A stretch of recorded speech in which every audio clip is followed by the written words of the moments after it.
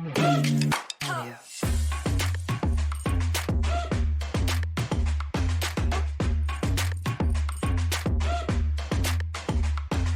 technology meets law. Welcome to the LegalSoft podcast. I am your host, Maiden Garcia. And today we have our very own CEO of LegalSoft Solution, Hamid Khan. Hi, Maiden. Hi. And we have Sam Mollaei in the building. How are you guys? Famous entertainment and business lawyer. Thank you so much for taking the time out of your busy day to come and talk to us. Of course. Excited to be here. Yeah. Great. So let's get to it. How did you guys meet? Like, how did you guys get connected? Oh, let Sam start because his story is more in depth. Through law. Essentially, when I figured out how to generate clients for myself, I'm like, amazing, this works. Let me see if I can also do this for other attorneys. And I made a list of all the attorneys that I knew in LA.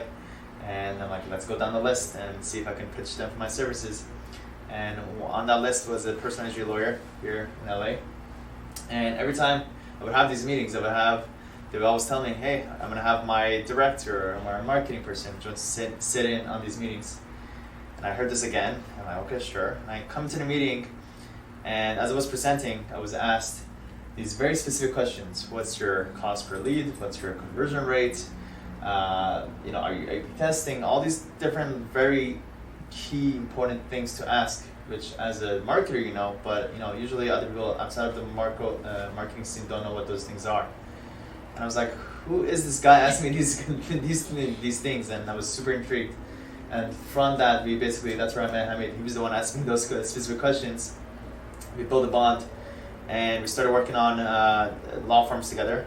Basically started working on generating clients, and now that's blossomed to a very diverse set of ventures and different projects. Be able to generate clients, serve clients, automate the law firms, build the staff around it, scale it, go multi-state, everything when it comes to just essentially growing a law firm. And now for the past 3-4 years, I've been blessed enough to have Hamid as my mentor, and I have a lot to share about that.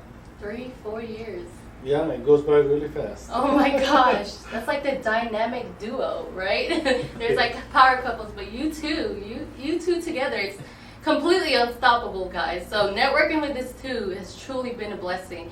You have expanded my knowledge in business. You have expanded my knowledge in marketing. So you two are unstoppable. So if you were to describe Hamid in one word, what would it be? It's relentless.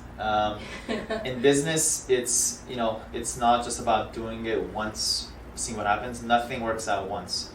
It's about staying consistent with it, trying out different angles, refining it, making changes. It takes that constant refinement, and I kind of figured out that as the magic formula for very successful entrepreneurs early on, and I found that in Hamid, being relentless with, again, and also thinking outside the box is another thing that really comes to mind with you, Hamid.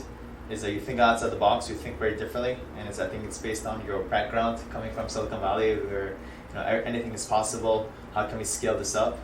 And really, that attributes to a quick growth for everything that you're working on. Thank you. It's really very important to who you're working with, and what structure you have, and how you all agree on what to do next, and what the plan is, and what the structure is, and that has been a very important part of what we've been working together and how we've been succeeding on projects that we've worked together on. So it's not often that everybody is on board or on the same page or agrees to the plan.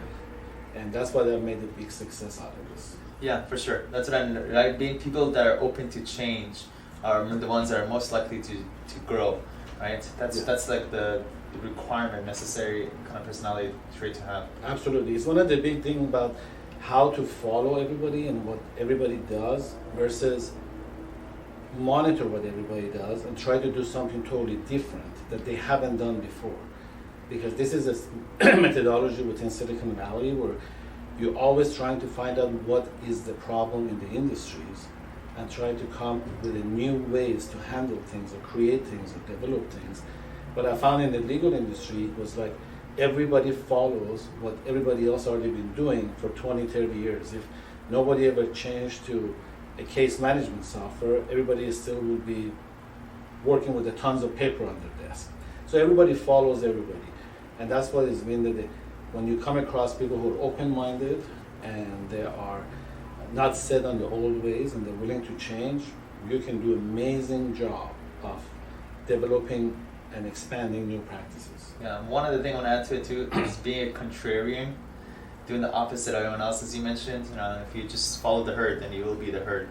But if you do the opposite of what everyone else is doing, then usually that's when good results come out. And I think both of us are very contrarian thinkers. Absolutely. As soon as we see like everybody's running this here, we're like, okay, let's see what's over here. Exactly. We don't want to just follow everybody blindly and expecting the same results that they have had, because the results also vary dramatically.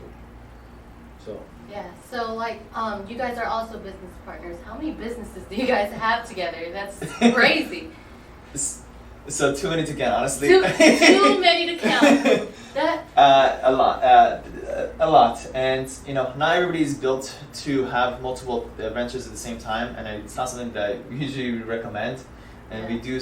I think we're pretty atypical to be able to work on different projects. But ultimately they're all also very similar to each other. They all have similarities. They're all in the legal space somehow, and they all somehow feed each other. Mm-hmm. So things that we learn from one, it gets applied to everything else. But yeah, multiple.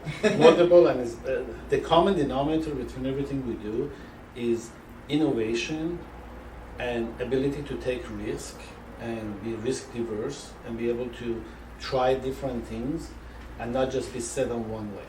So that's what's been always been, and also having a lot of fun with it. I mean, nothing that I think me and you do is boring or is repetitive.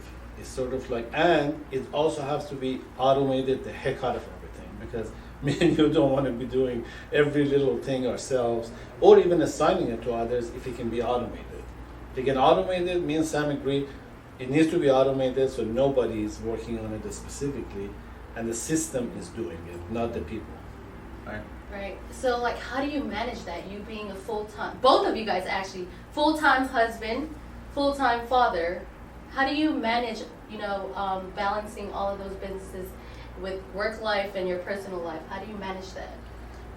I think the time management is the biggest thing, Time and management. monitoring efficiencies.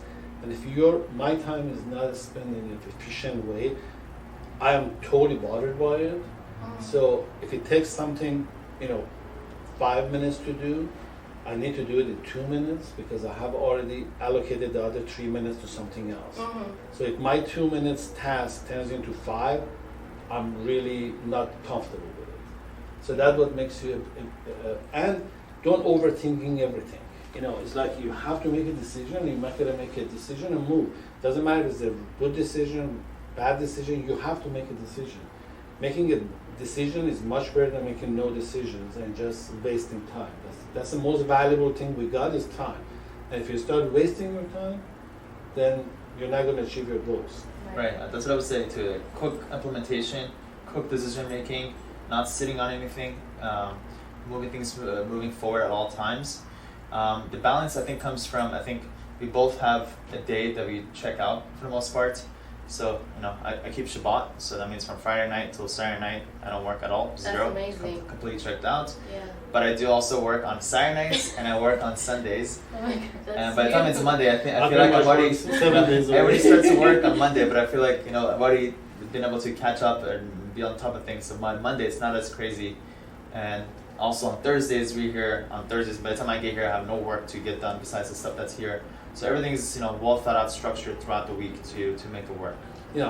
I think that's a big element of it, being structured. And to me, everything has a date associated to it. Mm-hmm. So any task has to have a date in front of it. A deadline. If it doesn't have a date in front of it, it really doesn't exist.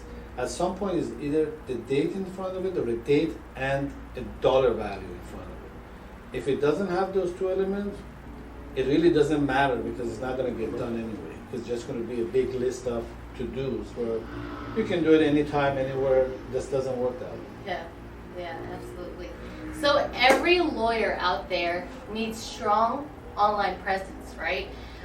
Tell me, over 3,000 5-star Google reviews, Sam Mollaei. How did you do that? So first, I basically had a realization that how important reviews are to running a law firm where you depend on online to get your clients. Because online, first of all, there's 100, because it's an easier barrier of entry to create an online law firm. So if that's the case, then there's going to be a lot more. So how will people trust you enough? So the answer is reviews. Reviews is really the answer. So like, I kind of had that epiphany first. Second was realizing where am I going to collect these reviews, which is really important. And I quickly realized Google is the place to go. A lot of people are making the mistake of asking for Alva reviews or Yelp reviews. It's a mistake, don't do it. So make sure you're collecting on Google. And then third was the system behind it. I'll share, maybe I'll give a little advice to your audience. The mistake a lot of lawyers make is that they, after they finish off with the client, they say, hey, can you leave me a review? Here's the link. Don't do that. It's a mistake that a lot of people make. That's what most people do. That's a lot of people don't leave you reviews, is because you're asking people to do something for you.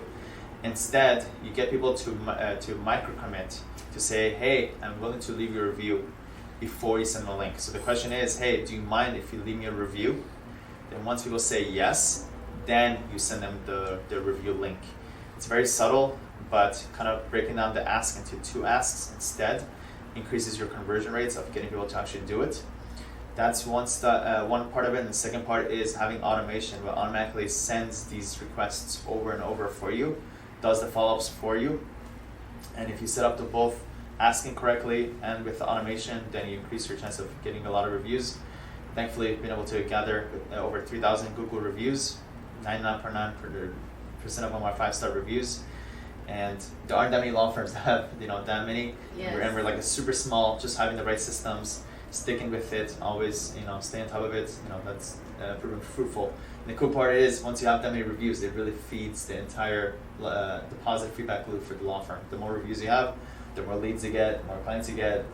We have more reviews, so it's a very integral part of like having a successful businesses, successful law firms having a lot of reviews. Right, because nowadays everyone just Googles everything. Yeah, everything. And then if you want to go have a dinner, my kids Google it and then they read the reviews, and it's like almost like we're buying something really major, but Right. everybody's based on the A couple of weeks ago, we were sofa shopping, and we ended up finding a sofa and buying pretty expensive sofa just without even sitting on it, just based on completely on reviews. Yep. And it turned out fine, and that was only because of the reviews. So these days, most people make decisions just based on reviews. Right. I bought this dress based on a review. Based on the reviews, yeah. So what is your current struggle right now that you are facing as a lawyer?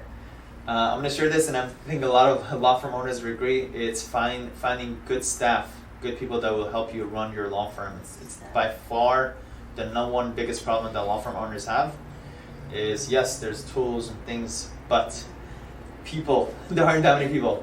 Just like how there's a supply shock in the world, right? There's chips, we need furniture, we need home construction. Well, there's actually a big labor shock that law firm owners are dealing with.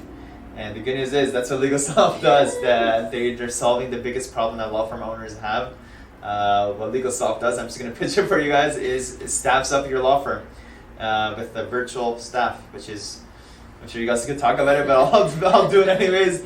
Very cost effective, very scalable, very simple, easy to onboard and get set up. So you guys are solving the biggest problem that law firm owners have these days.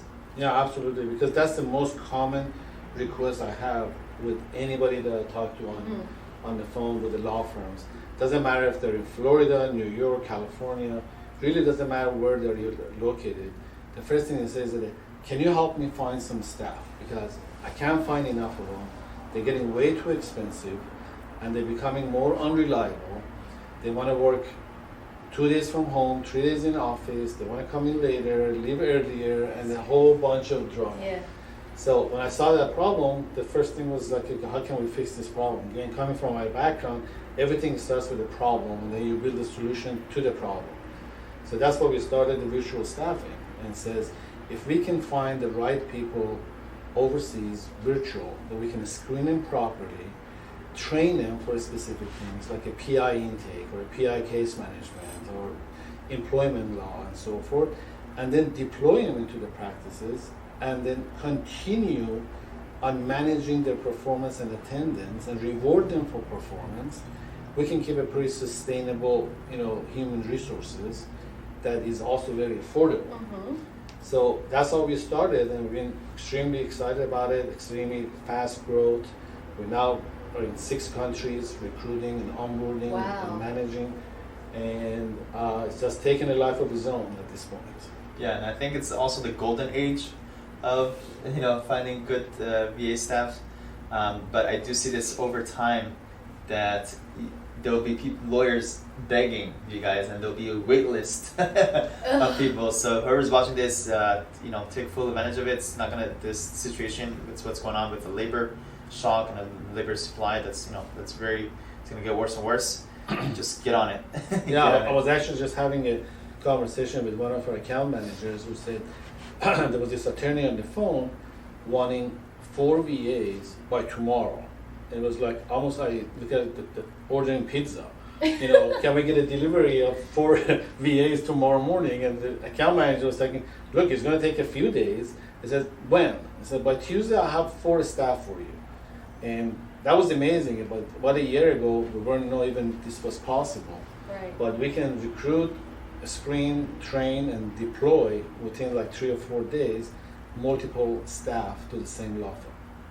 So how many law firms have you helped staffed with virtual staffing? Just in the past 2 years alone, over 500.